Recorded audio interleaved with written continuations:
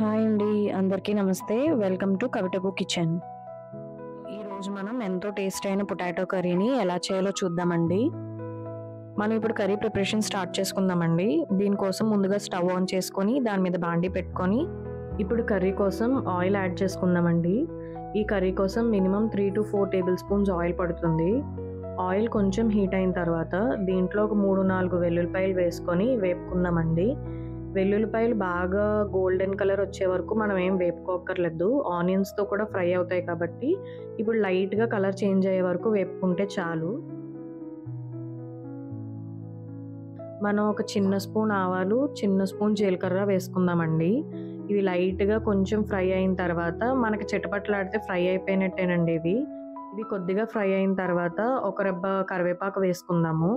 కరివేపాకు కూడా కొంచెం చిటపట్లాడిన తర్వాత ఒక 3-4 ఎండుమిరపకాయలు వేసుకొని వేపుకుందామండి. ఈ పోపు అంతా బాగా వేగిన తర్వాత దీంట్లో పచ్చిమిర్చి వేసుకుందామండి. ఈ పచ్చిమిర్చి మినిమం 4 to 5 ఉంటాయి. దీన్ని మధ్యలోకి చీలికల్లా కట్ చేసుకొని వేసుకుందాము. ఇవి కూడా లైట్గా ఫ్రై చేసుకున్న తర్వాత ఆనియన్స్ వేసుకుందాము. ఆనియన్స్ మీడియం సైజులో ఉంటే ఒక 4 ఆనియన్స్ అయితే సరిపోతాయండి మన కర్రీకి. ఈ 4 ఆనియన్స్ని కూడా పొడుగ్గా కట్ చేసుకుందాము.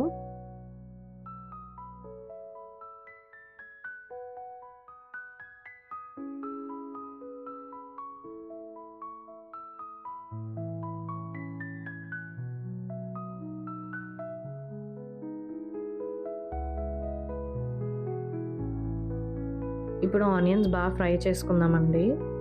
ఆనియన్స్ లైట్ గోల్డెన్ కలర్ వచ్చే వరకు ఫ్రై చేసుకుందాము. ఆయిల్ కూడా మనకి పైకి తేలుతుందండి ఆనియన్స్ బాగా ఫ్రై అయిన తర్వాత. ఇప్పుడు మనం అల్లం వెల్లుల్లి పేస్ట్ వేసుకుందామండి. దీంట్లో ఫ్రెష్గా ఇంట్లో చేసుకున్న అల్లం వెల్లుల్లి పేస్ట్ అయితే టేస్ట్ బాగుంటుందండి.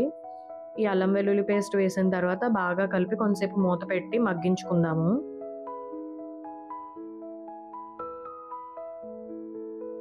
అల్లం వెల్లుల్లి పేస్ట్ బాగా ఫ్రై అయిన తర్వాత ఆయిల్ సపరేట్ అవుతుందండి. ఇప్పుడు మనం గరం మసాలా యాడ్ చేసుకుందాము. బయట తెచ్చుకునే పౌడర్ గరం మసాలా మేము ఎక్కువ ఇంట్లో వాడమండి. నేను ఇంట్లోనే ఎప్పుడు కూడా ఇలా అప్పటికప్పుడు గరం మసాలా ప్రిపేర్ చేస్తాను పేస్ట్ లాగా.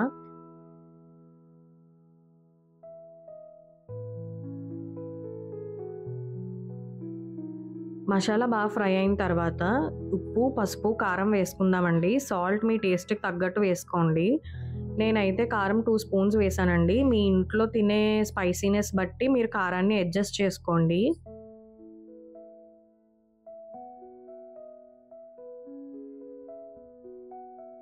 ఇవన్నీ కలుపుకొని ఒక 2 minutes ఫ్రై చేసుకున్న తర్వాత వాటర్ యాడ్ చేసుకుందామండి.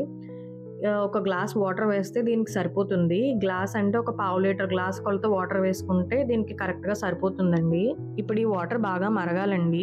మరిగే వరకు మనం మూత పెట్టి ఉంచుకుందాము. వీడియోలో చూపించే విధంగా వాటర్ బాగా మరిగిన తర్వాత మనం ముందుగా ఉడకపెట్టి పక్కన పెట్టుకున్న 4 పొటాటోస్ని తొక్క తీసేసుకొని చేత్తో మ్యాష్ చేసి దీంట్లో వేసుకోవచ్చండి. మనం నైఫ్ యూస్ చేసుకొని కట్ చేసుకొని కూడా దీంట్లో వేసుకోవచ్చు. పొటాటోస్ వేసుకున్నాక ఒకసారి బాగా కలుపుకొని ఈ కర్రీ బాగా మగ్గేంత వరకు మూత పెట్టుకొని ఉంచుకుందామండి. ఆయిల్ సపరేట్ అయింది అంటే కర్రీ ఆల్మోస్ట్ ప్రిపరేషన్ అనేది అయిపోయినట్టే. చూస్తున్నారు కదండి, ఈ వీడియో క్లిప్లో చూపించినట్టు ఆయిల్ కనుక సపరేట్ అయిపోతే మన కర్రీ అనేది ప్రిపేర్ అయిపోయినట్టేనండి. ఈ స్టేజ్లో మనం ఒకసారి టేస్ట్ చెక్ చేసుకొని మనకేమన్నా సరిపోలేదు అంటే అడ్జస్ట్ చేసుకోవచ్చు.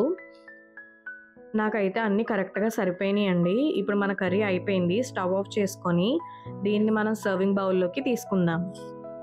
ఎంతో టేస్టీ అయిన మన పొటాటో కర్రీ రెడీ అయిపోయిందండి. ఇది చపాతీ, పరాటా, బిర్యానీ, పులిహార అన్నిటిలోకి కూడా సైడ్ డిష్ లాగా చాలా బాగుంటుందండి. మేమైతే ఇప్పుడు దీన్ని చపాతీతో సర్వ్ చేసుకుంటున్నామండి. మీరు కూడా ఈ డిష్ మీ ఇంట్లో ట్రై చేసి మీకు టేస్ట్ ఎలా వచ్చిందో మాకు కామెంట్ బాక్స్లో పెట్టండి.